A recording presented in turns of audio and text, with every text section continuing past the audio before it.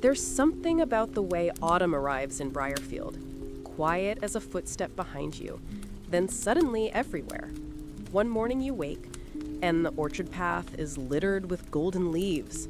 The manor windows glow amber from within, and the hearths never quite go cold. Scarves multiply mysteriously in the closet. Ulrich swears it's the doing of house spirits. Thorn swears it's Ulrich trying to launch a knitwear empire. You've been home for months now. It still doesn't always feel real, but the unreality is gentle now, like the edge of a dream that doesn't demand to be solved. You've stopped waiting for a twist. You've stopped preparing to run. You've started planting. And not just metaphors.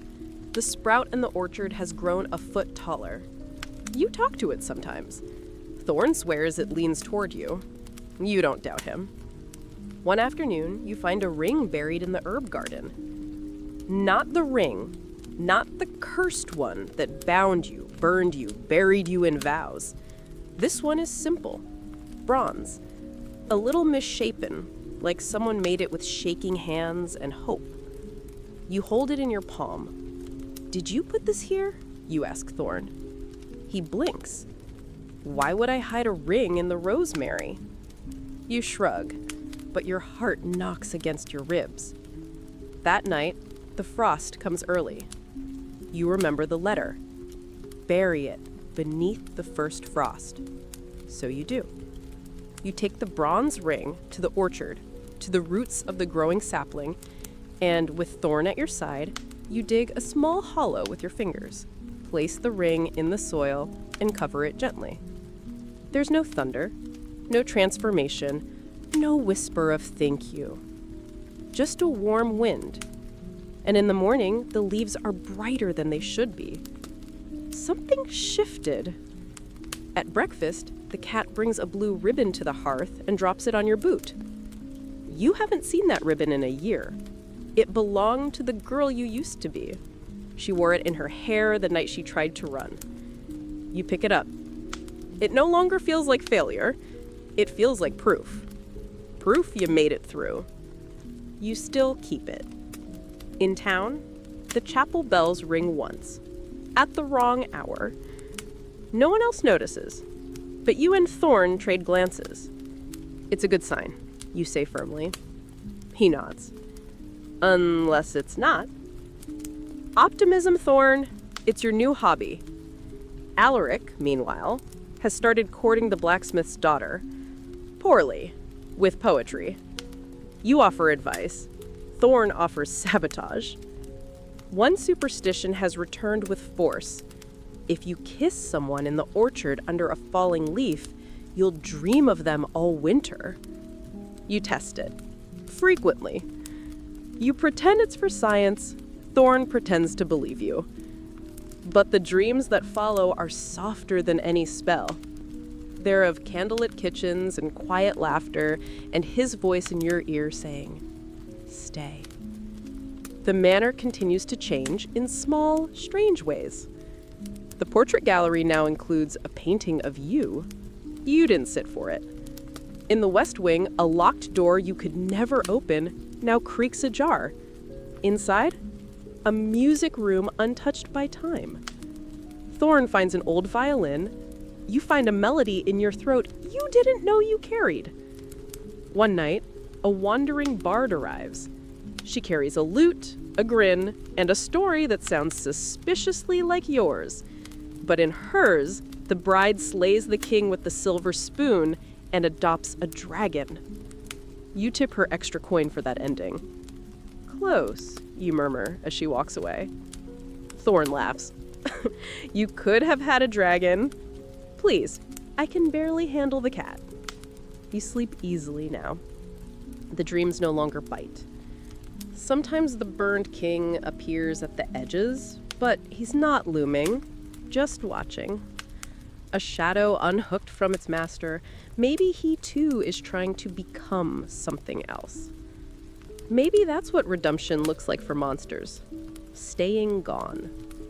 And one night, during a harvest celebration, Thorn pulls you onto the rooftop, where the stars are impossibly bright, and the wine has made your limbs lovely and loose. "Tell me something you never thought you'd get to say," he asks. You consider. Then, "I'm not afraid anymore." His eyes shimmer with something deep and golden. "He is," he says softly, "but not of what was, of what comes next, because now I have things I don't want to lose." You lean against him, your breath fogging in the crisp air. That's not fear. That's hope in disguise.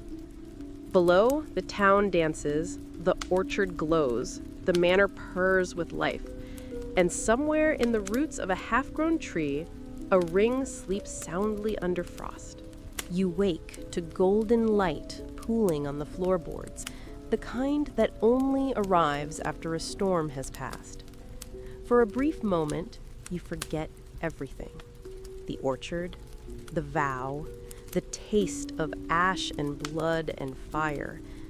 And then you stretch, bones cracking, muscles alive, and remember this is what peace feels like. Thorn left a note on the windowsill, a folded scrap of parchment weighted by a pebble, because he knows how the breeze likes to play. "I'm downstairs stealing breakfast. If you're wise, you'll join me before the cat claims the sausages. Tea." You smile before you can help it. The manor sings this morning. The floorboards don't creak, they hum. Sunlight pours through the east windows, lighting up motes of dust like falling magic. In the hallway, someone is humming a lullaby, one you don't recognize, but somehow know by heart. By the time you reach the dining hall, Thorn is halfway through a plate of honeyed ham and oatcakes. He pushes a teacup toward you without looking up. "Morning, cursebreaker." You lift the cup. Sip. Pause. "You added cinnamon." He shrugs. "I figured you earned a little warmth." It hits you again, how normal this feels. No bells tolling, no blood on the walls, no shadow king whispering your name through broken stone. Just a man, a meal, a morning. Maybe that's the real twist. Peace is stranger than magic. Ildrick stumbles in, wearing a sleep-rumpled tunic, yawning like a bear. "The town's talking," he says between bites of cheese. "They think you burned the orchard on purpose."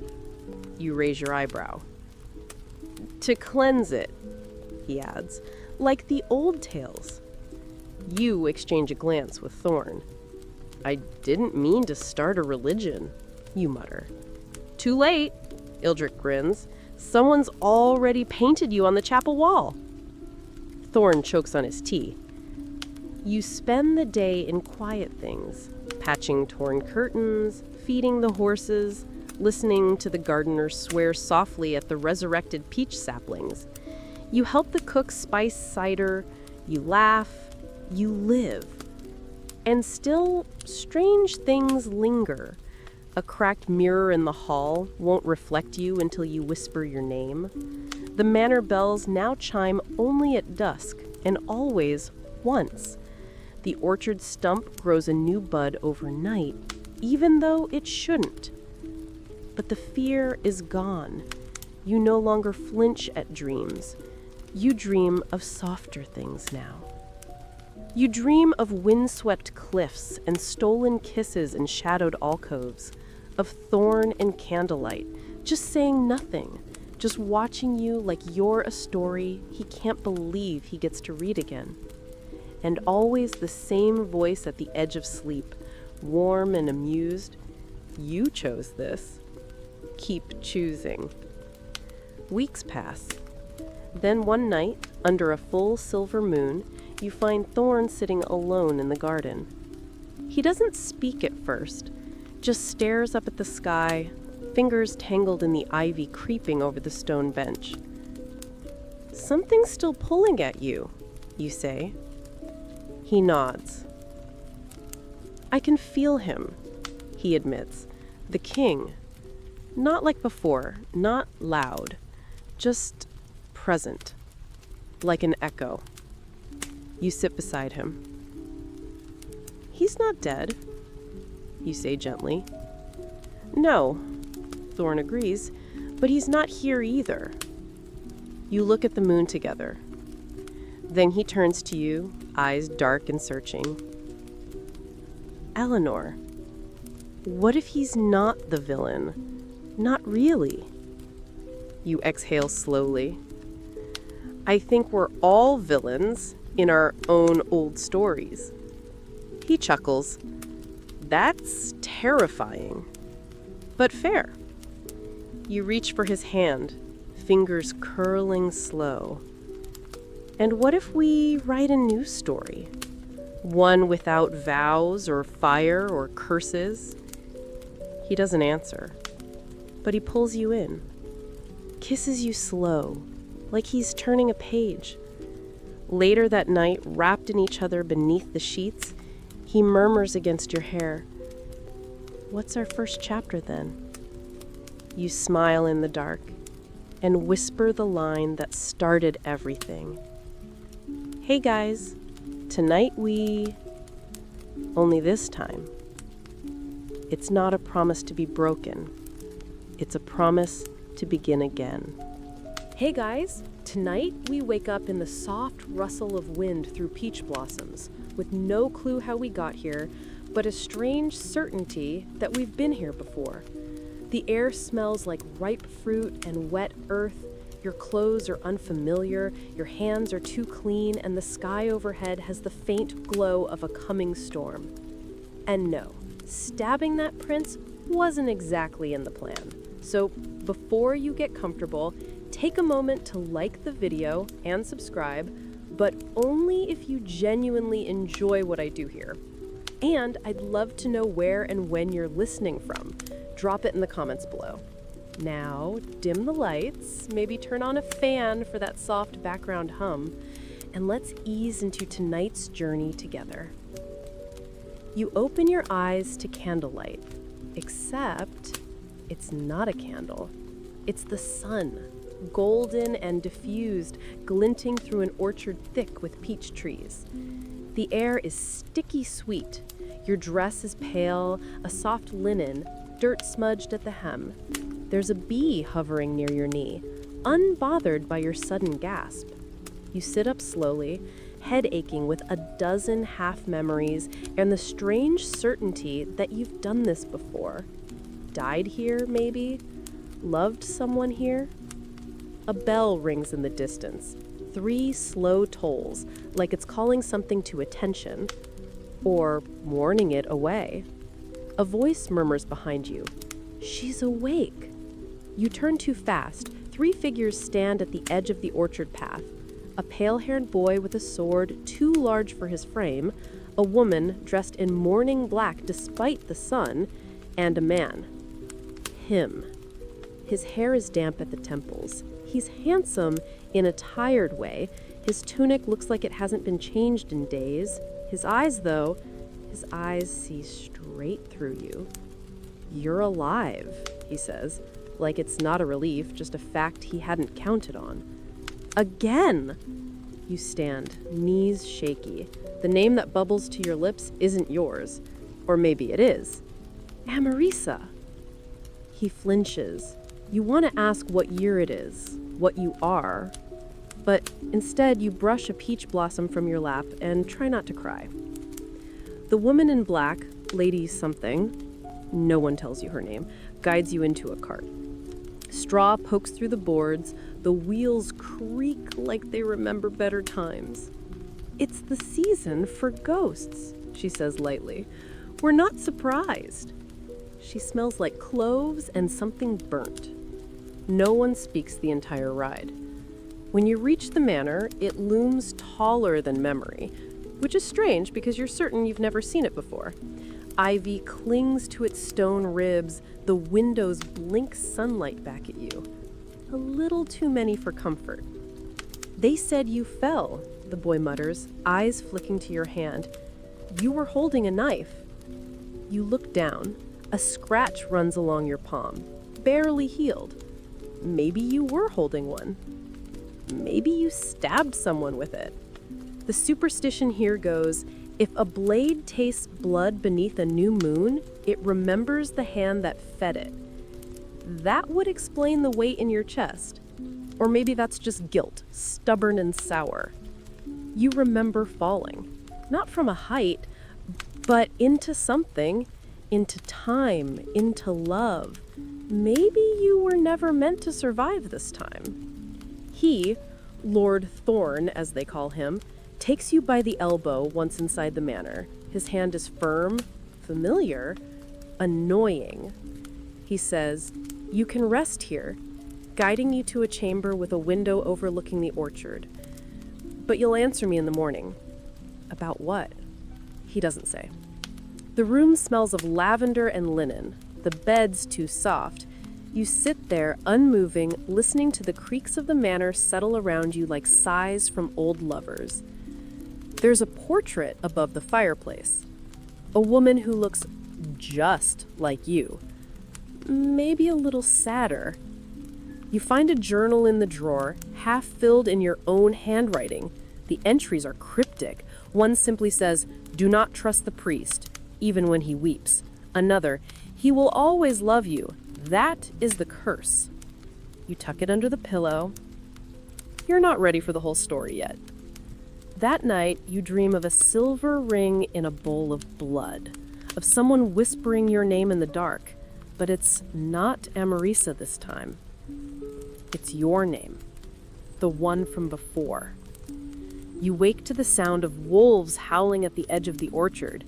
Somewhere in the manor, a clock strikes once, then again. You count 13 chimes and realize the time here isn't moving forward, just around you. Ash falls like snow, slow, silent, inevitable. You stand among the blackened roots, the orchard now a graveyard of its own making. The tree that bound your vow, your love, your curse, no longer lives. Smoke drifts into the sky in lazy ribbons, and the scent is strange. Not fire, not entirely. It smells like endings, like wet stone and unwritten pages. Thorn doesn't speak. His hand brushes against yours, light, hesitant. You link your pinky with his. Not a vow, not a binding, just a touch. "I thought there'd be more," you whisper. "Some great unraveling, a chorus of angels, or an earthquake." He chuckles, a small, breathy sound. "This was loud enough for me." The ground underfoot is littered with scorched petals. One of them flutters upward instead of down, carried on some backwards breeze. You follow it with your eyes and notice something strange. Everything's too quiet. No birds, no wind. Even the manor behind you looks wrong. Not ruined, not empty. Still. You blink. The air shimmers, and suddenly you realize what's happened. You're between. This isn't Briarfield anymore. Not the real one. Not yet. You're in the breath after the last sentence, but before the new one begins. You've burned the script, but you haven't chosen what comes next. Thorn stiffens. Do you feel that? A pressure in your ears, like the hush before thunder. You spin around and see her, the girl in the green dress, the one who lit the candle, started this whole descent. She stands beneath the ghost of the peach tree, flickering like bad candlelight. Her eyes are yours, not literally, but enough to make your stomach twist. "I'm sorry. I just wanted to know what it felt like." You realize with horror, she's you. A version, a past life, the one who did say yes and never looked back. The orchard, the curse, the king, This version of you set it all in motion. You lit the vow, you say. She nods. I was so tired of being forgotten. I wanted to be chosen. You flinch. He didn't choose you. He claimed you. She smiles, slow and sad. Is there a difference when you love the fire? Behind her, the peach tree begins to rise again. Not solid, but spectral. A memory of itself growing up from the ashes like smoke. Don't, Thorn says, but you step forward. You wanted love, you tell her, but you built a trap for him, for you, for me. Her expression falters. You think you've broken it? She asks. I know I have. Her figure shimmers. Then prove it. You stare at her, suddenly understanding what she means. To end the story, you have to make a choice. Not a flight, not a burial, but a decision. Live, you whisper. She tilts her head. I choose to live. This time. No fire, no crown, just breath and dirt and mistakes. The girl's body cracks, light shining through like stained glass. Her smile is the last to go. And then she shatters. No explosion, no scream, just a sigh. And the orchard breathes again. The soil shifts, green creaks back over the roots. Tiny shoots poke through the ash, delicate and new. A robin lands on a branch, chirps once, just to make sure you're paying attention. Thorn exhales like he's been holding it for years. Is it over? He asks. You nod slowly. I think so. I think she was the last echo. He looks at the sky. It's clearer now. Pale blue, almost spring-like. You walk back toward the manor. Each step feels heavier, more real. And as you approach the gates, you see them. The staff, the townspeople, Alric, even the cat, all returned, as if they'd just stepped out for air. Alric runs to meet you. His eyes are red-rimmed like he's been crying for hours. I thought you were gone. We all did. You smile faintly. So did I.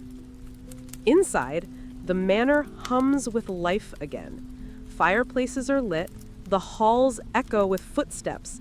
Music, faint and off-key, spills from somewhere upstairs. A new superstition is born in that moment, though no one says it out loud yet. If the orchard burns and the bride survives, the land begins again. You and Thorn climb the stairs to the east wing. Everything looks the same, but it feels different. Do you think he's really gone? You ask. Thorn shrugs. I think he's somewhere. Still watching, still waiting, but he doesn't own your story anymore. You pause at your chamber door. Will you stay? His smile is soft. Ask me again in the morning. The world outside your window is quiet now, peaceful, maybe even hopeful. And for the first time, you don't feel like something waiting to happen. You feel like someone still becoming. The snow comes sooner than expected. One morning you wake and the orchard is white. The sprout has become a sapling, tall enough now to catch snowflakes in its tiny, stubborn branches. The manor windows frost over in perfect spider webs, and the garden walls wear cloaks of crystal. You wrap yourself in wool, lace up boots that creak from last year's disuse, and step into winter with Thorn at your side. There's no ceremony, no prophetic dream to announce the turning point, but something about the stillness tells you this is the final chapter of whatever strange novel your life has become. And you're ready. Mostly. In the village, preparations begin for midwinter night. There's talk of carving new figurines for the fire ceremony, each one representing something you want to let go of. You consider carving a miniature vow, or maybe just a tiny mirror that never reflected what you were. Thorn says he's carving a mushroom. You're letting go of fungi, you ask? No, I'm letting go of being too scared to look ridiculous. You snort, but your heart aches a little. That night you find his carving, not a mushroom, but a tiny likeness of himself, crowned, alone. You place it gently beside your own, a dagger melted slightly at the tip. At the fire, you throw them in together. The flames crackle high, someone sings, and in the corner of your vision, the orchard tree leans, just a little, as if listening. A new superstition takes root. If the tree bends toward the fire, the vows burned that night are truly ended. It bends every year now. You keep dreaming, but the dreams are yours. Sometimes they're full of laughter and bread baking and the cat curled beside you. Sometimes they're stranger, the sound of music through stone, the glimpse of a shadow behind a tree, the whisper of a crown you never claimed. You begin to write your own stories, small ones at first, folk tales with endings where no one dies, where curses are lifted not by sacrifice, but by softness. Thorn reads them aloud by candlelight, always with a dramatic voice, always skipping the endings so you'll fall asleep wanting more. The manor is more than a place now. It's a body that heals as you do. The mirror in the East Hall reflects your future before your present. The West Wing unlocks another room, a solarium filled with jasmine that blooms even in snow. The bells now chime twice at dusk. The orchard tree flowers at night. And the final letter arrives just after the first thaw. You find it in your coat pocket, though you haven't worn that coat in weeks. The parchment is smooth, the ink golden. This one is from you, the you who made the vow, the one who died and woke again and didn't think she deserved another chance. You read it aloud to Thorn. I thought I had to end everything to be free, but I only had to begin again and choose. You press the letter into the soil beside the tree. Its roots stir gently. Its leaves shimmer silver just once. Thorn takes your hand, and you say it aloud, the last line of the oldest story. We're not cursed anymore. Not because the magic is gone, but because you're not afraid of it now. You both lean in. You kiss. And the snow, soft and lazy, starts to fall again. The villagers call it a blessing. They always do. The story fades now. Not because it ends, but because it settles, like snow on a quiet rooftop, or candle wax cooling in its dish. You lie back beneath soft blankets, your limbs heavy, your breath slow, your heart full of something gentle and glowing. The manor is silent tonight, its windows dark, the orchard tree resting beneath a pale moon. No echoes, no footsteps, no hauntings. Just peace. Earned peace. The kind that takes every scar and folds it into a softer shape. You think of the vows you once made, the ones that burned, the ones that bloomed, of the boy with the crooked smile who stayed, of the girl you used to be, and the one you became. You think of stories that never end, just shift form. And maybe, just maybe, you understand now. You were never meant to escape the curse. You were meant to rewrite it. You were never meant to run from the past. You were meant to plant it, water it, and let something better grow. Outside your window, frost traces the glass like lace. The air hums with sleep. Somewhere in the manor, Thorn stirs and sighs your name in his dreams.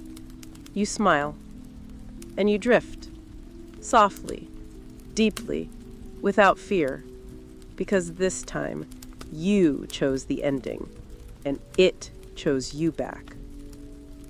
Sleep well, love. You made it home. The bell tolls again, loud enough to crack the silence wide open. It shouldn't be possible. The bell lies broken in the grass outside, its mouth cracked clean through. But the sound rings anyway, echoing through the stone bones of the sanctuary like a heartbeat. You rise on instinct.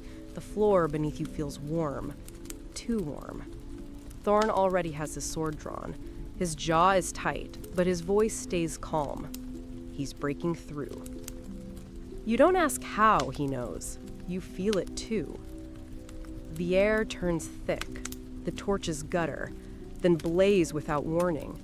White flame licking up the walls, casting the antlered statue of Berenice in strange, shifting shadows. You step toward the altar. You don't know why, only that something inside you pulls there. And then you see it. At the statue's feet, in the stone base, a panel slides open, a hidden drawer. Thorn moves to block you, but you hold up a hand. Inside the drawer lies a bundle of cloth. You unwrap it slowly. A crown. Of silver vines. Blackened tips. Rubies embedded like drops of dried blood. You touch it, and the sanctuary groans. The burned king speaks, not in voice, but in pressure. A migraine that curls behind your eyes. You were mine. You were mine. You are mine. You drop the crown. Thorn grabs your hand. Look at me, he says. Your vision blurs. You see flickers of fire again. The orchard, the wedding, blood on white lace. I said, look at me, Eleanor. You do. And suddenly, it stops. The sanctuary exhales. The silence after is crushing. I don't think I can fight this, you whisper. Thorn lets out a slow breath. Then we'll burn the whole story down. You blink. What? He nods to the crown on the floor. You want to break a vow? Don't rewrite the ending. Destroy the script. There's a superstition in Briarfield. You remember it now. If you bury a cursed crown under moonlight, it'll call the sea to drown the past. You don't know if it's true, but nothing else has worked. You and Thorn wrap the crown in cloth, then slip out of the sanctuary under cover of darkness. The sea lies beyond the heather cliffs, a half-day's ride. You travel fast, too fast. The road twists like memory. You pass trees that weren't there before, a cross that bleeds from the bark, a scarecrow in a field that turns its head as you pass. I think he knows, you say. Thorn doesn't answer. By dusk, the cliffs rise ahead. The sea churns below, violent and gray. You kneel at the edge, wind pulling at your hair. The moon is just rising. Now, you say. Thorn unwraps the crown. The metal seems to hiss in the salt air. Together, you dig. The soil resists you. Pebbles bite your palms, but you bury it. 6 feet deep. You press your hands to the mound and whisper the old line. Salt takes blood, and blood takes root. Let the sea undo what fire could not. For a heartbeat, nothing happens. Then, the cliff trembles. Far below, the sea rises in a sudden swell. Water foams and crashes, climbing higher than it should. It hits the base of the cliff and sings. You freeze. It's not water, really. It's voices. Countless, layered, calling out the same name over and over. Yours. Eleanor. Eleanor. Eleanor. You back away. Thorn grabs your hand. We have to run. You don't argue. The earth splits behind you, a deep crack, like the land itself is trying to break open a memory. As you run, the sound of the sea chant follows, but it fades. By the time you reach the tree line, it's gone. The cliff is still. The crown is buried. And for the first time in days, you feel a sliver of quiet inside your head. Back at the manor, no one notices your return. The halls are empty. A strange smell lingers, like burnt honey. You and Thorn find Ulrich in the east tower, staring out the window. They're gone, he says before you can speak. Who? You ask. He turns. Everyone. You step to the window. The grounds are empty. No servants, no guards, not even the cat. Just a trail of petals leading from the front gate to the orchard. White, pink, then red. Something's changed, Thorn murmurs. You nod, because deep down, you know. The king isn't waiting anymore. He's summoning. And this time, he's not asking. It's the middle of the night when you find yourself standing in the orchard again, barefoot, cloak flapping in the wind, drawn here by instinct, or maybe something older. The blossoms on the peach tree shimmer like frost, though the air is warm. The petals pulse, almost like they breathe. At the base of the tree, someone has left a bundle of candles, thin, hand-dipped, bound by twine and sprigs of rosemary. A superstition, you remember suddenly. If you light a candle beneath the blossom moon, you'll see the last thing the dead saw. You hesitate. Then, strike a match. The first candle sputters, flares, and the world changes. Not visually, no swirl of color or vanishing trees, but you shift. Something inside you turns inward, like a mirror catching light from the wrong angle. You're kneeling, and you're wearing a veil. The orchard around you is ablaze, but silent. No crackle, no screams, just the gentle, cruel flicker of flame. Across from you stands a man, tall, clad in ceremonial armor blackened at the edges, as though he's been through a fire and walked out smug. His eyes glow faintly, amber, unblinking. He offers you a ring. A crown of thorns rests in his free hand. And then he speaks, but you don't hear words, you feel them, as if they're carved into your ribs. You made your vow, and still you ran. You jolt back, gasping, candle still lit at your feet. Ulrich is standing just beyond the tree, watching. You saw him, didn't you? He asks, his voice soft. You don't deny it. The burned king, you murmur. Ulrich nods. He never stopped waiting. And now that you've come back, he trails off. You rise, heart drumming wild. I didn't choose to come back. No, he agrees. But maybe you promised to. In the morning, Lady Morrigan calls a gathering. Everyone in the manor, even the servants.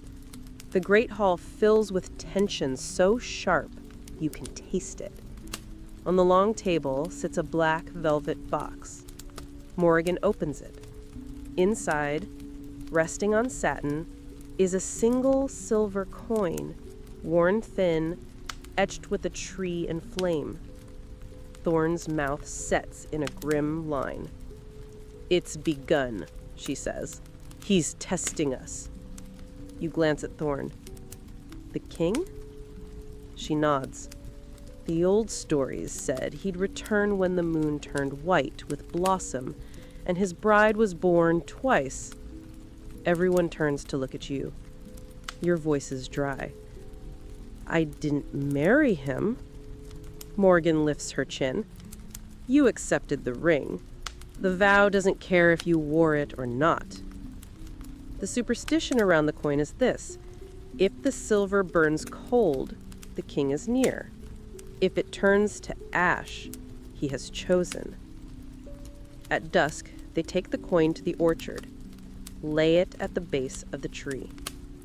You gather with the others to watch. The moon is full, the sky lavender gray. The tree, now in full bloom, rustles, though there's no breeze. And slowly, impossibly, the coin darkens. Frost spreads across its surface. Then it crumbles, not in heat, not in flame, but in silence. Ash. Someone screams. You don't realize it's you until Thorn grabs your arms. "It's not just superstition anymore," you whisper. "No," he says. "It never was."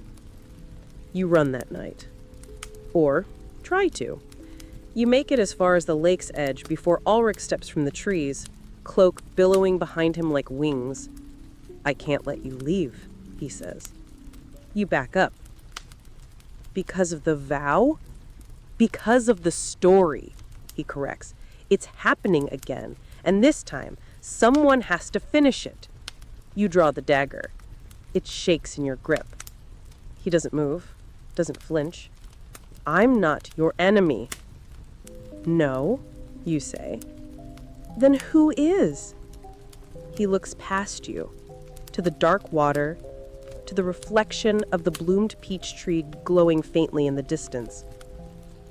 And he's almost here. You don't sleep. You dream of crowns made of teeth, of veils that catch fire, of a voice that says again and again, "You said yes. You said yes." But most of all, you dream of kissing someone in the orchard.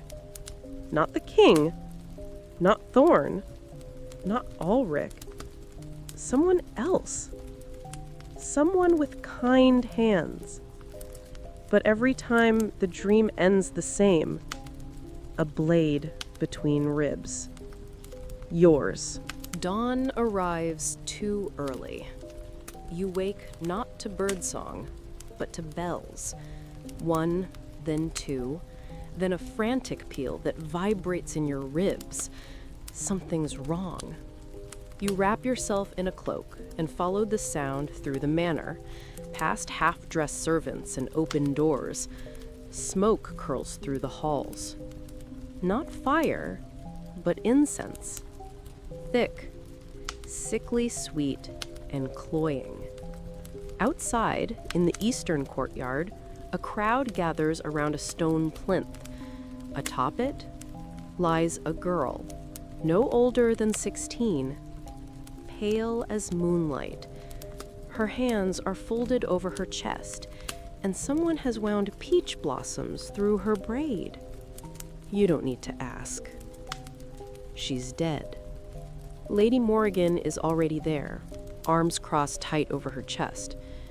She was one of the maids, found this morning beneath the orchard tree. The peach tree. Your stomach knots. There's no mark, Morrigan adds. No blood. Just stopped. The priest stands off to the side, murmuring rites that sound more like curses. Behind him, Miles watches you with an unreadable expression, fingers clutching the same chess piece he was playing with last night. You step forward and see it. Pressed into the girl's palm, a withered violet, just like the one in your amulet. Only this one is scorched. You knew her? Thorn's voice is soft beside you. You shake your head. No, but I think she knew me.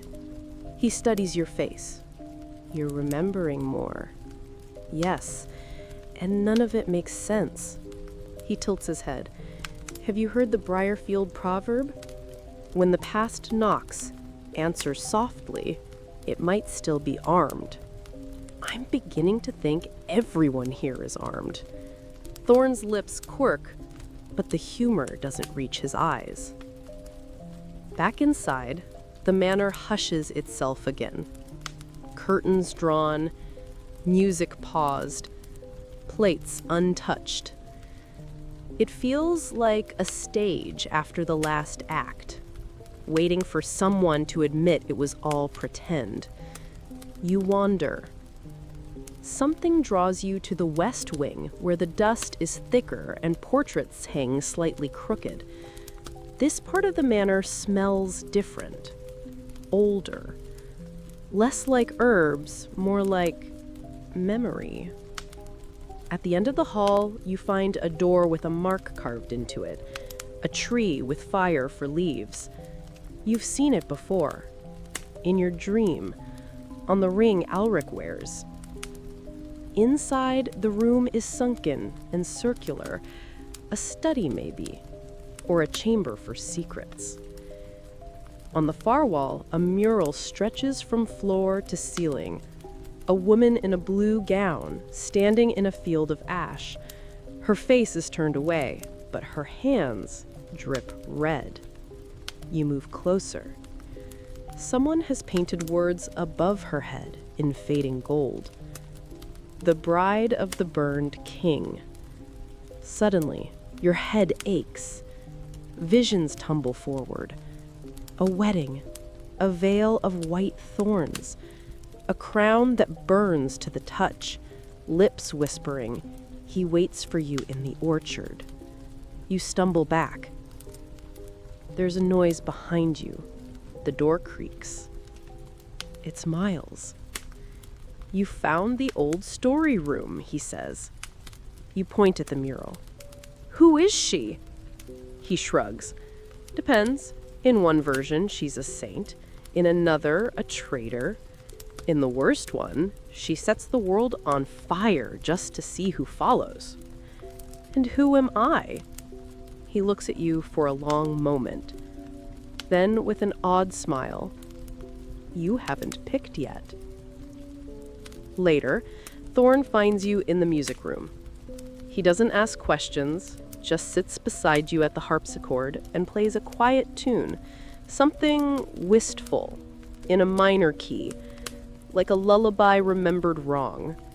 I buried her, he says without looking at you. The girl from this morning, by the pond. It's where she used to sit on breaks.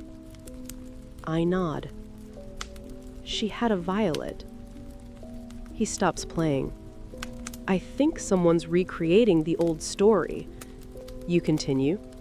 The one where the bride dies, then returns, and takes everyone else with her. He doesn't speak for a long time. Finally, he says, "You know the orchard superstition, don't you?" You nod. Yes. If you dream of blood there, it means you'll kill someone you love. He touches one of the ivory keys. It doesn't make a sound. Then maybe we're already doomed. That night, you return to your chamber to find your window open. There's something on your pillow. A single peach blossom. You rush to the balcony, but no one's there. The wind carries a scent, smoke, and something sweet beneath it. Honey and rot. Your gaze flicks to the orchard. The peach tree is blooming again. Too fast. Too full, as if something unnatural is feeding it. You remember the burned girl, the scorched violet, the mural. You're the bride of the burned king, whoever he is. And something tells me he's not dead. Not yet. Morning breaks pale and trembling, like it's trying to pretend nothing happened. But the manor knows.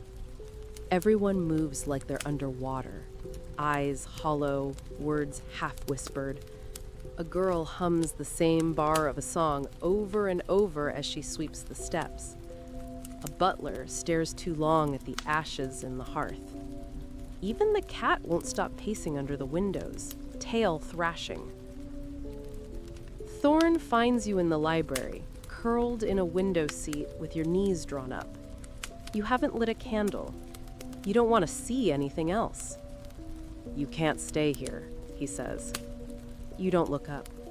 And go where? The king's not just in the orchard anymore, Thorn. He's in the walls. He sits across from you, not touching, but close. There's one place he can't enter. Your gaze lifts, wary. Hell? Thorn smiles faintly. The sanctuary of Saint Berenice. You blink. The saint with the antlers? She cast him out once, bound him to the tree. And let me guess, you sigh, she also died screaming under a harvest moon. Thorn leans closer. Eleanor, I'm serious. You want to believe they're somewhere safe, somewhere not wrapped in vines and ghosts and whispered oaths. That deep down you know, this story doesn't end in a sanctuary. Still, you let him lead you. The sanctuary lies past the moors, through a tangle of heather and stone crosses older than memory. You ride in silence, the two of you wrapped in your cloaks, your horse's hooves muffled by the mist. The sanctuary looks abandoned. Ivy clings to every spire, and its bell lies cracked and sideways in the grass. But the door opens under Thorn's hand like it's been waiting for you. Inside, it's quiet. Not just soundless, quiet. Like the kind of hush that makes your skin prickle, the kind that holds its breath. The statue of Saint Berenice looms at the altar, antlers stretching wide above her serene face. Her hands rest on the hilt of a sword plunged into stone. You step closer. There's a plaque at her feet. Her vow was silence. Her gift was fire. Thorn says, "This place isn't like the others." You glance at him. Because of the vow? No, he says, because it's outside the story. And there it is again, that word, story. Like this is all just a narrative waiting for the right ending. You touch the statue's sword. A whisper floods your ears. He waits for the blood bloom. You'll know it by the scent of smoke and roses. You jerk your hand back. Thorn steadies you. What did you hear? You tell him. His expression darkens. Then we don't have much time. You camped in the sanctuary overnight. Neither of you sleeps much. You sit beside the broken bell and drink lukewarm tea while Thorn sharpens your dagger. You ask, "Why do you stay?" He looks at you, confused. You could have left the manor, gone anywhere, started over. He sighs. Because I remember you. Before all this, you were the only person who ever asked me if I was happy, not useful, not loyal, just happy. And were you? You ask. He meets your gaze. Yes, That night, as you lie under your cloak, the sanctuary hums with a strange stillness. Outside, the wind howls low, like a warning. You dream again, but this time, it's different. You're at a wedding. Your wedding. The aisle is lined with black candles. The air is thick with incense and roses. At the altar, he waits. Not Thorn, not Ulrich, the burned king. But in this dream, he's beautiful. His eyes are gold, and his crown is thorns and light. He reaches for your hand. You don't flinch. You say, yes. And as the crown lowers to your head, the dream shatters. You wake with a cry, hand clutching your chest. Thorn is already on his feet, sword drawn. What did you see? You're shaking. I think I did it. I think I married him. In some other life. Maybe more than once? You look at your hands. No ring. But you feel it. The weight of it. A ghost crown on your brow. Thorn steps forward, hesitant. Then we'll have to unmake the vow. You glance at the statue of Berenice. Do you think she knows how? He says nothing, but the firelight dances over the saint's antlers, and in the flicker, they almost seem to move. That's when you hear the bell, the broken bell, ringing, low, hollow, but real. You and Thorn lock eyes. He's found us. The king. And he's not waiting anymore.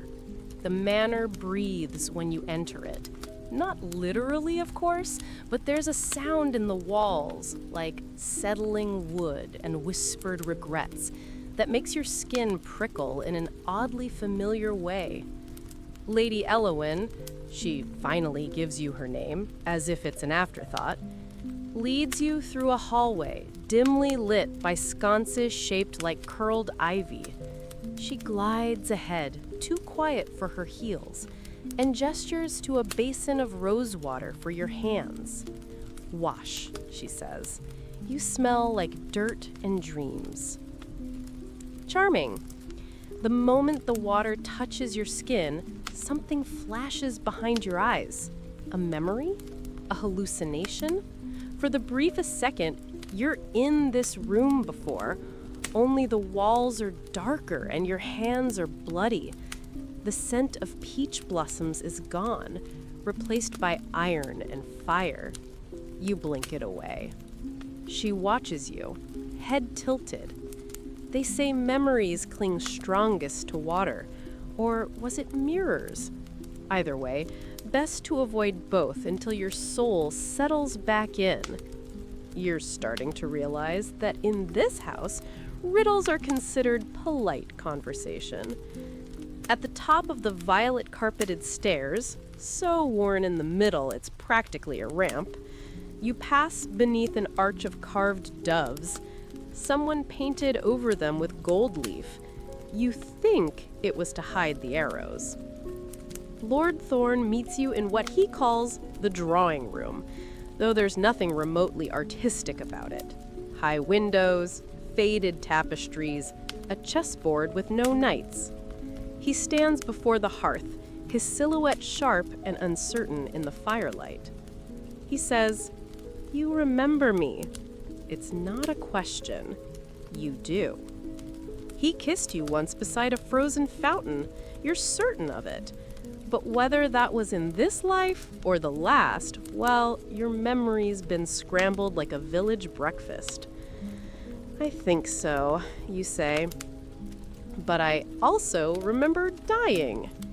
He grimaces, rubbing his jaw. You did, and you didn't. Cryptic points 10, street answers 0. He approaches slowly, like you're a deer he's trying not to spook. You were a Marisa, but you also weren't. You said your name was Eleanor, or maybe that was the lie. You remember whispering that name once.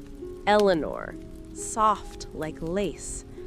Maybe it was yours in a time before names mattered. Why bring me back, you ask. He doesn't flinch. You came back on your own. Of course, because that makes it all better. He sits in a wide chair across from you, dark eyes flicking over your face like he's memorizing what grief looks like. There's a reason you chose now, a reason you returned when you did. And you're just waiting for me to figure it out? No, I'm waiting for you to tell me why you stabbed me. Ah, there it is. Your breath catches. So, you did. That memory wasn't metaphorical? He leans forward, elbows on knees. Right here. He opens his tunic slightly, revealing a faded scar above his ribs. You said you betrayed me, then you died. Again. Your hands tremble, but he's not angry. If anything, he looks relieved to finally talk about it. That's when the maid bursts in. Her apron is singed, her cheeks pink. Beg pardon, she gasps, but Cook says if she has to remake the parsnip stew one more time, she's going to throw herself down the dumbwaiter shaft. You blink. Thorne just sighs. Tell her she's not allowed to die until the ball. Yes, my lord. The manor has customs, strange ones. For instance, there's a rule that no one may carry fresh-cut lavender after sundown. Something about keeping away the ash spirits. You think it's silly until you see one of the stable hands running a sprig of it along the door frames like a protective seal.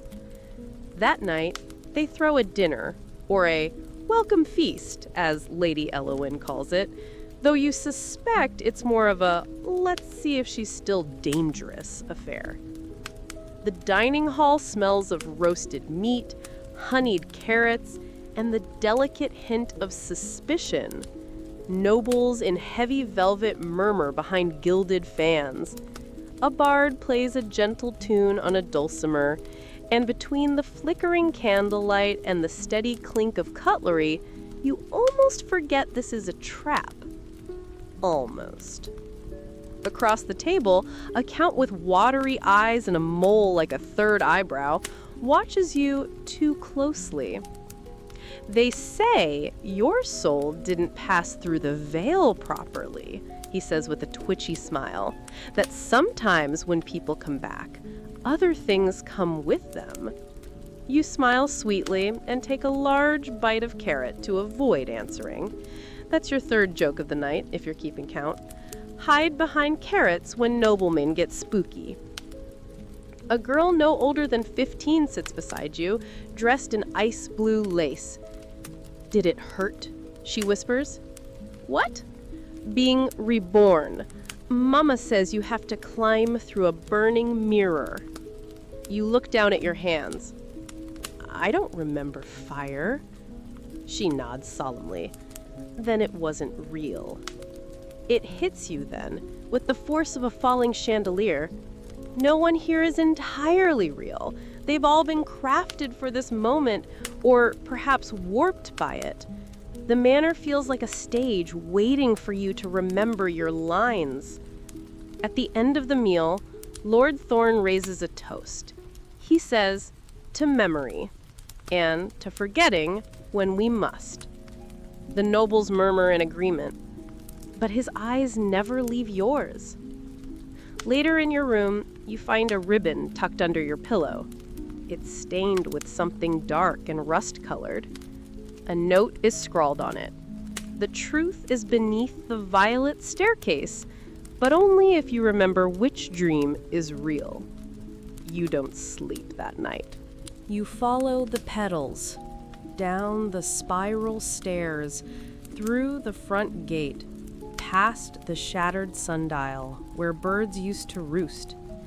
The orchard looms ahead, thick with scent, sweeter than before, sickly almost, like bruised fruit and old perfume. The blossoms have darkened, no longer soft pink, now a crimson hue, as if the tree has been drinking blood. Your feet crunch on the path, petals stick to your boots. The breeze carries whispers, not quite words, but the rhythm of speech. You and Thorn exchange a glance. He touches the hilt of his sword. You reach for the dagger hidden in your boot, and then you step into the orchard. The world doesn't tilt, it folds. One blink, you're beneath the blossom tree. The next, you're standing on stone, cold black marble, reflecting a sky that's not yours. Above, a shattered moon hangs low, dripping silver light like tears. Don't move, Thorn warns, hand tightening around yours. But you already know.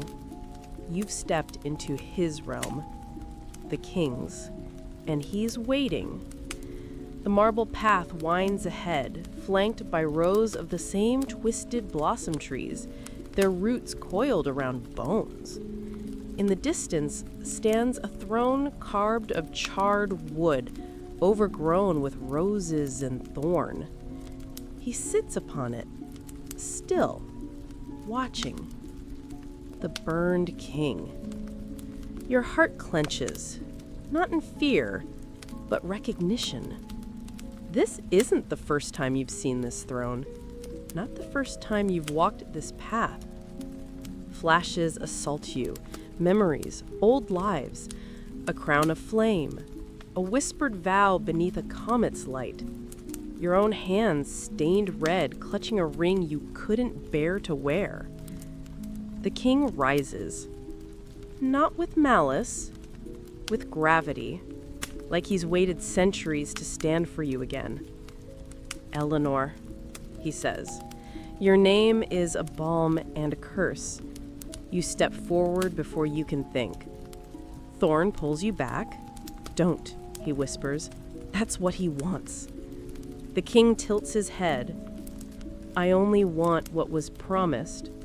His voice is smoke and silk, not monstrous, mournful.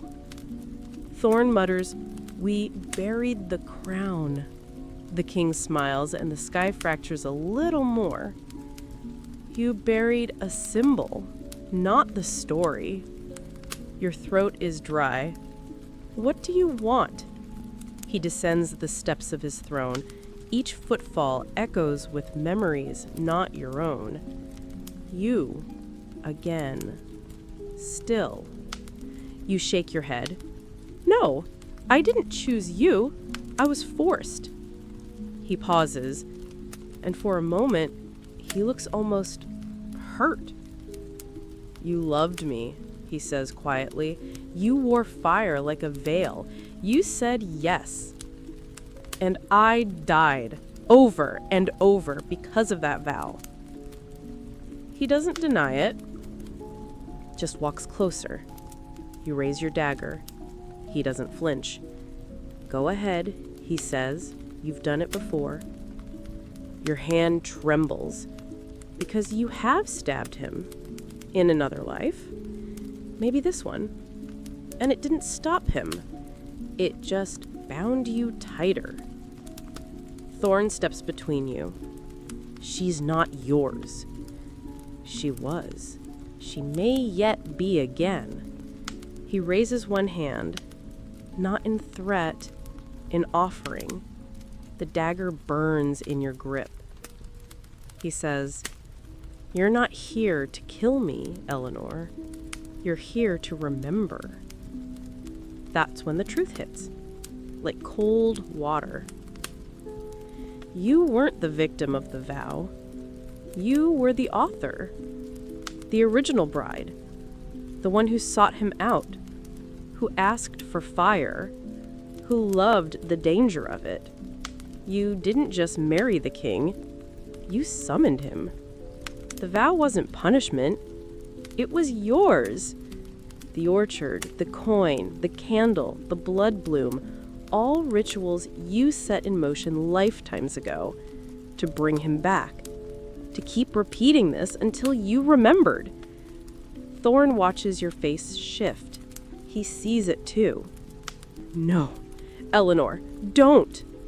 You take a step forward. The king reaches for your hand. And for a breathless second, you nearly give it to him. But something stops you. Not fear, grief for who you were and who he still is. You lower your dagger. I remember, you say, and I'm done. The king's smile fades. You would leave me alone in this place. You nod. Yes. His crown glows brighter. Cracks form along the marble. You're breaking the cycle, Thorn says softly.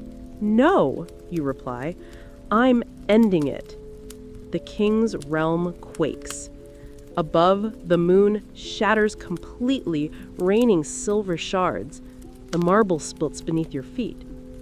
And as it all crumbles, the king says one last thing. I'll see you again. You don't answer. You leap into the fracture, back into yourself, back into the orchard. You land hard on the grass, gasping.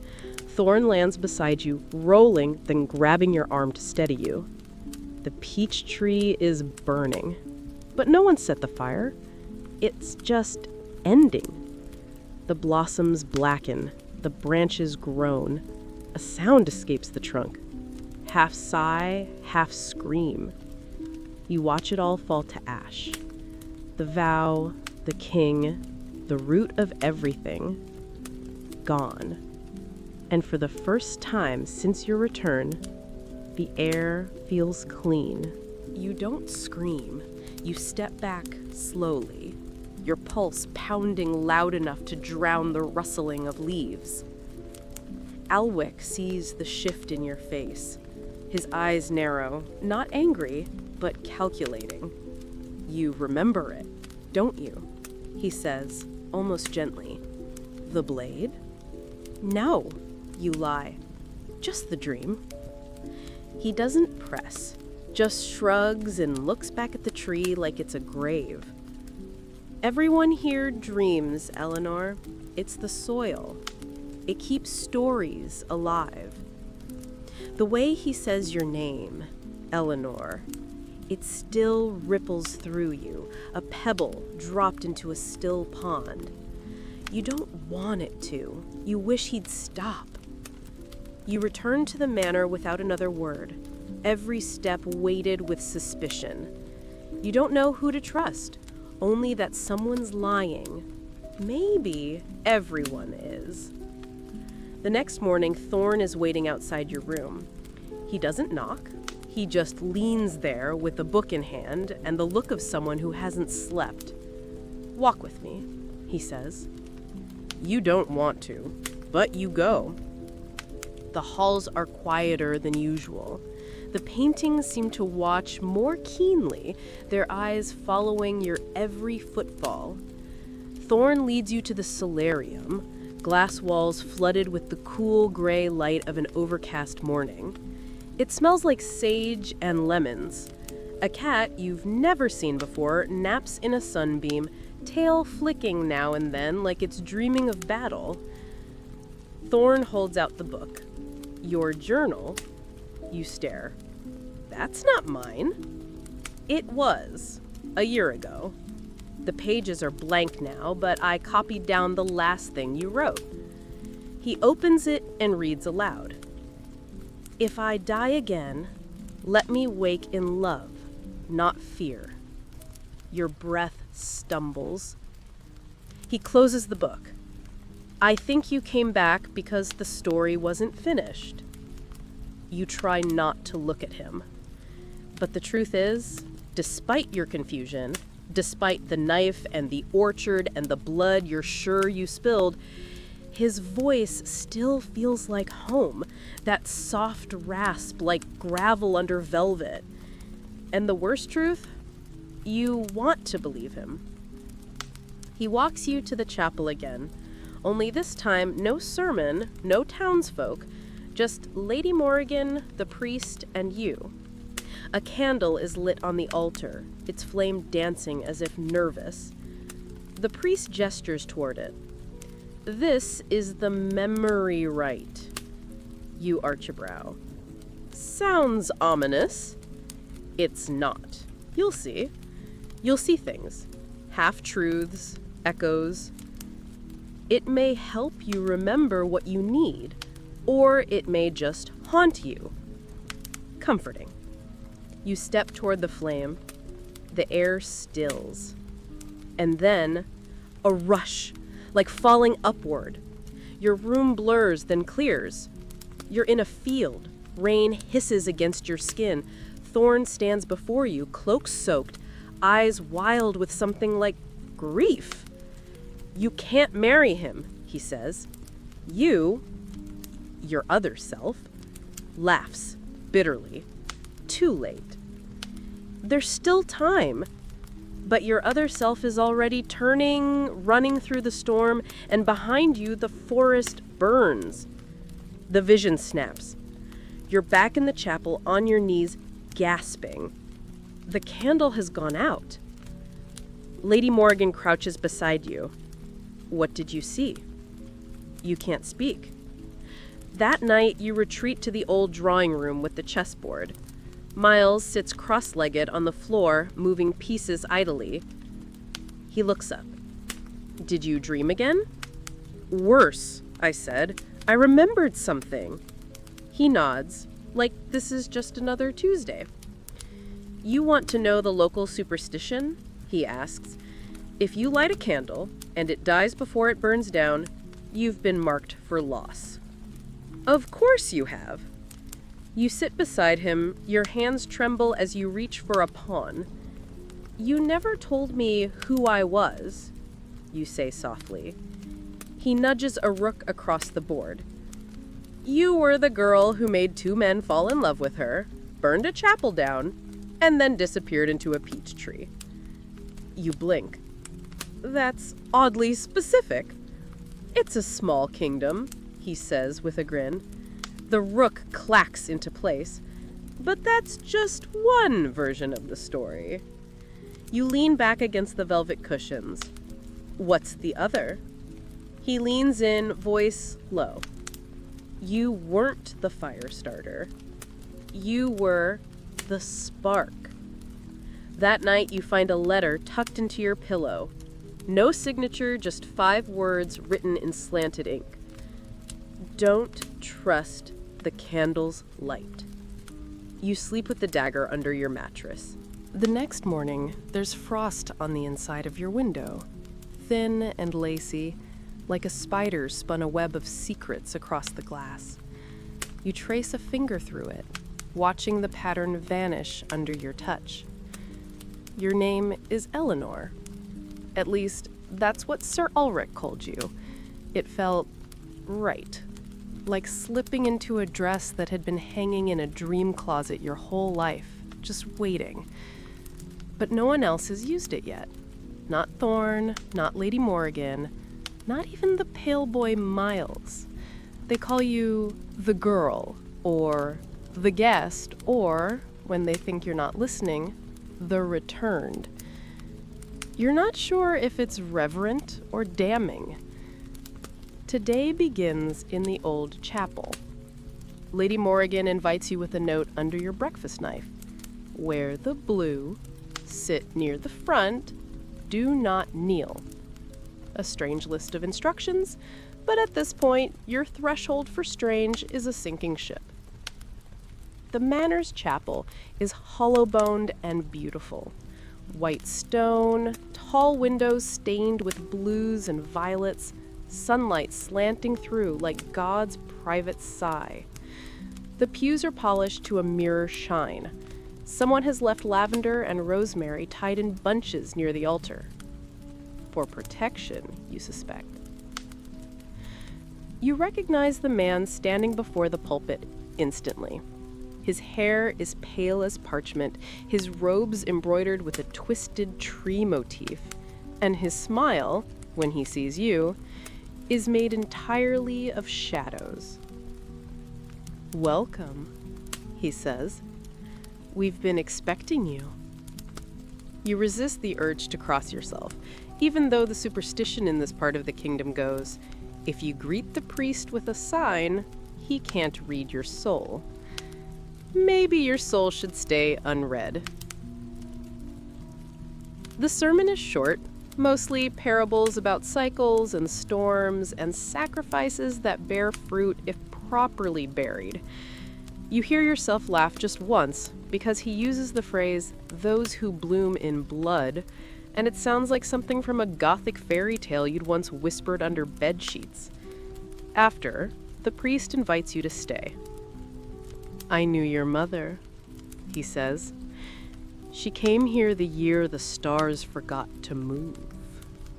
You want to say, "I don't have a mother," but your throat closes on the lie.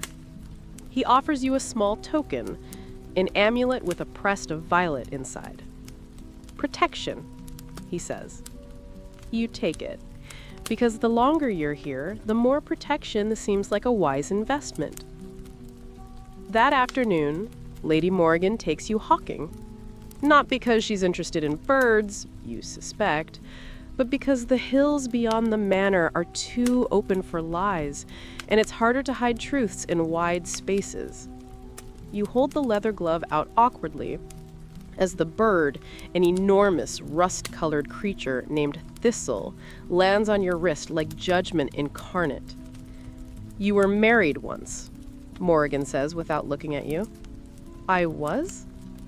She nods. "With a man who loved you too much. It didn't end well." You turn to her. "Was it Thorn?" "No." The air hums with something unspoken. "Was it Ulrich?" She smiles faintly. "No." "Then who?" She whistles sharply, and Thistle launches into the sky before you get your answer. That night, you don't sleep. The journal calls to you like a heartbeat under your pillow. You open it by candlelight, flipping to the next page. Entry. Dated the day before the fire. You inhale sharply. The ink is smudged. You can barely make out the words. Don't let him light the candle. Underneath, in a different hand, I tried to stop her. I tried. There's no name. You push the journal aside and crawl out of bed, feet bare and cold. Something moves beyond your window. A flicker of green. Ulrich? You follow. Down the back stairs, through the side door, into the orchard. You find him there beneath the largest peach tree, fingers trailing bark like it's a memory. The moonlight cuts across his face, silvering the sharp lines and softening the cruel ones. "Couldn't sleep either," he says without turning. "I had questions." He finally turns, lips curving in that sly, almost smile. "Only a few. You're adjusting well." "You knew me before." "Yes."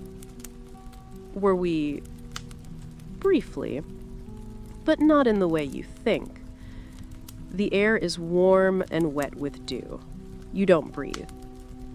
"You were promised to the Lord of Briarfield," he says softly, "but you chose someone else." "You? Did I choose you?" He hesitates. "No." "Then who?" He touches your cheek, barely. His hand is warm and calloused. "I tried to stop the fire. But love is a kindling thing. It always burns." You want to ask what he means. You want to ask who you married, who you killed, why you returned. But instead, you lean in.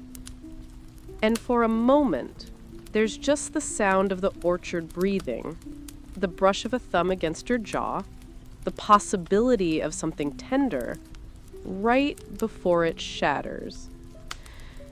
Then you see it, the glint of silver on his belt, the same curved dagger from your dream, and your blood runs cold.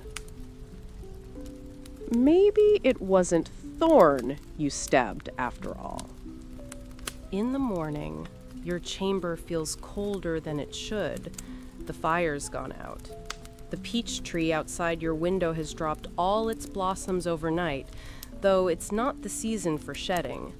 Your breath clouds in the air as you slip from bed, feet brushing chilled stone.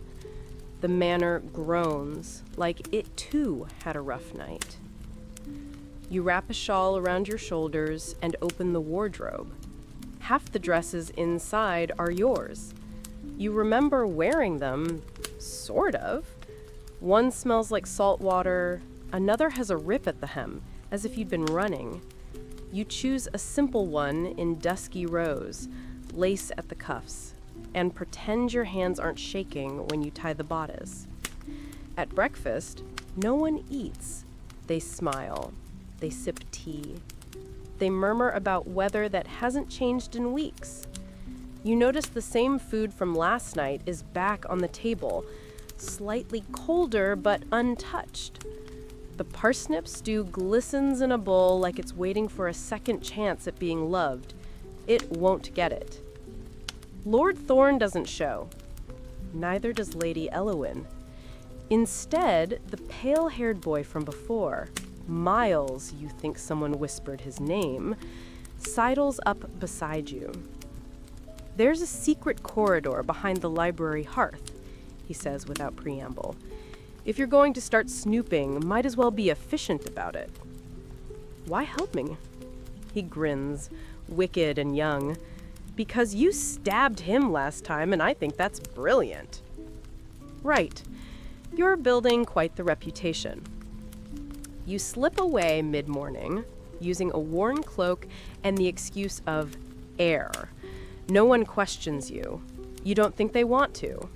The manor seems to hold its breath when you veer toward the library, an enormous, cathedral-like room with stained glass windows and shelves high enough to crush you.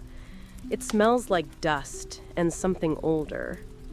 You find the hearth and, behind a loose brick, a small iron latch. It clicks. The panel swings open with the sound of a sigh, revealing a tight stone passage spiraling downward, lit faintly by slits in the outer wall. You descend, half hoping for answers, half expecting a skeleton with a handwritten warning. Instead, you find velvet. A whole room hidden beneath the manor, draped in dark purple fabric, with a single chair facing a mirror. No, not a mirror. A window. A spyglass of some kind, aimed directly at your bedchamber. Your stomach turns. There's a wine glass on a nearby table, half full, still faintly warm. Whoever was here wasn't watching you from long ago. They were watching last night. Before you can bolt, you hear footsteps above. Slow, measured, familiar. Lord Thorn stands in the doorway, one brow arched. Looking for a hobby? You cross your arms, looking for the truth. Then you're looking in the wrong place. He says it like he means it, but there's tension in his voice, like a violin string pulled just a note too tight. You gesture at the glass. Someone's watching me. Yes, he says. You asked me to. You blink. In your letter, he continues, as if this is normal, you said if you returned and forgot who you were, someone needed to keep you from making the same mistakes. You asked me to watch, to protect you. And what mistakes, exactly, did I make? He hesitates, steps into the room, fingers brushing one of the velvet drapes. Falling in love with me. Trusting the priest. Stabbing me, not necessarily in that order. Lovely. Later, over tea, you don't drink, you're summoned to the Hall of Petitions. Apparently, every Thursday, local villagers bring grievances to the manor. Most are nonsense. Pigs gone missing, a rooster that crows insults, a haunted well that smells like cheese. But one woman's story makes your heart knock sideways. "My daughter," she says. "She's been sleepwalking again since the moon turned white. Says she sees the lady in the orchard dripping blood from her palms." Everyone laughs. Politely, nervously. You don't. The superstition goes like this. If you dream of blood in the orchard, it means you're meant to kill someone you love. You wonder if it's prophecy or déjà vu. That night, there's a feast, another one. Maybe they think stuffing you with honeyed figs will jog your memory. The hall glows with golden light. Musicians play a waltz that stirs something in your chest. Not sorrow exactly, but a distant ache, like a song you danced to just before everything fell apart. And then he enters. Not Lord Thorn, another. Tall, cloaked in hunter's green, his face angular and beautiful in a sharp, fox-like way. He doesn't bow, doesn't smile, just locks eyes with you across the room and tilts his head like he's seen you before. Your hair on your arms stands up. Someone leans in. That's Sir Altric, champion of the Eastern Reach, duelist. Devil, depending who you ask. Of course he is. He walks straight to your table, takes your hand as if he's done it 1,000 times, and kisses your knuckles. "Lady Eleanor," he says, and there it is, that name again, spoken like a vow. You stammer something about not remembering. He smiles. "Oh, I remember enough for both of us." At the far end of the table, Lord Thorn's jaw clenches. Later, in the corridor, you hear them arguing. "She doesn't belong to you," Altric says. "She doesn't belong to anyone." "You're wrong." You turn a corner before they see you, heart galloping, because for a moment when Altric said it, Lady Eleanor, you wanted it to be true. You wanted to belong to someone. But maybe you already do. The first storm rolls in at dawn. Not a magical one. Not fire or fog or omen-laced thunder, but a real, rolling, bone-deep spring storm. Rain hits the slate roof like a drumline. The manor windows fog with warmth inside and wildness outside. You wake to the sound of it, wrapped in a thick quilt and Thorn's arm. You lie there a while, listening. Not for footsteps or whispers or distant voices from the orchard, just for weather. You used to dread rain. It soaked the candlelight, smothered hope, made the ghosts louder. But this storm is different. It cleanses. You press your cheek against Thorn's chest. His heartbeat is steady, like a story still being written. Eventually, the two of you rise. Tea, fire, socks that don't match.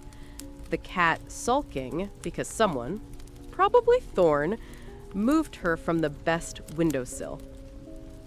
You make honeyed bread. He slices peaches. The world has narrowed to soft rituals, and you are not bored. Later, you find a half-rotten book in the manor library. It's tucked behind a false panel. bound in leather. The pages moth-nibbled, the ink has bled, but some entries remain legible. The ledger of vows. Not just yours, many. Generations of them. Scrawled in desperate hands, sealed in wax and blood. Do you want to read them all? Thorn asks. No. You place the book in the hearth and watch it burn. The flames crackle green for a moment, then settle into gold. One superstition fades. Vows sealed in blood must never be destroyed. You destroyed them. And nothing happened. Later that week, the town holds a celebration. No one says it's for you, but it is. They call it Blossom Night now, a new tradition. They hang paper flowers in the square, light candles, bake fruit pies with too much cinnamon. Children wear crowns made of peach branches. You and Thorn arrive late. Not because you were trying to be dramatic, but because you were dancing barefoot in the Manor's ballroom, alone together, music humming from a phonograph that shouldn't work anymore. At the square, Alric hands you a mug of spiced cider and says, "You're glowing." You look at Thorn. He says, "She always was." You don't stay long. There's too much laughter, too much praise. You're not a legend, just a girl who made bad choices and better ones later. That night, you walk the orchard path again. The tree hasn't regrown, only a small sprout, barely a foot tall. You kneel beside it, brush dirt from its leaves. No voice answers, no portal opens, just earth and green and silence. You know, Thorn says, some would replant the whole orchard. Try again. You shake your head. I don't want again. You press your palm to the soil. I want different. He kneels beside you. Together, you whisper something wordless into the roots. A promise, maybe. Or just a breath. Weeks pass. You mend gowns, ride horses, get pranked by Alric and the cat, who've formed a wicked little alliance. One day, Thorn starts writing in the margins of a dusty book. Stories of monsters who weren't evil, only lonely. You start painting again. Small things. The hearth. The windowsill. The back of Thorn's hand while he naps. One afternoon, you find a letter on the doorstep, addressed to you in a familiar script. Not the burned kings. Someone older. Deeper. The first bride, perhaps. Inside is only one line. If you ever find the ring, bury it beneath the first frost. You don't know what it means. Not yet, but you place the note on your dresser beside your comb and your dagger. It doesn't glow. It doesn't whisper, but it waits. Like you. The town weaves new tales. They say the king will return only if summoned in a kiss beneath a burning tree. You smile when you hear it. They've made the curse into romance. That's what humans do. You and Thorn steal away more often now. To the cliffs, to the lake, once to a market where a vendor insists Thorn looks exactly like the knight in her aunt's favorite love story. He pretends not to preen. You pretend not to stare. Back at the manor, the walls seem warmer. The candles burn longer, and the mirror in your room has stopped lying. When you look into it now, it reflects you. Not who you were. Not who he wanted. Just you. And maybe, just maybe, that's enough.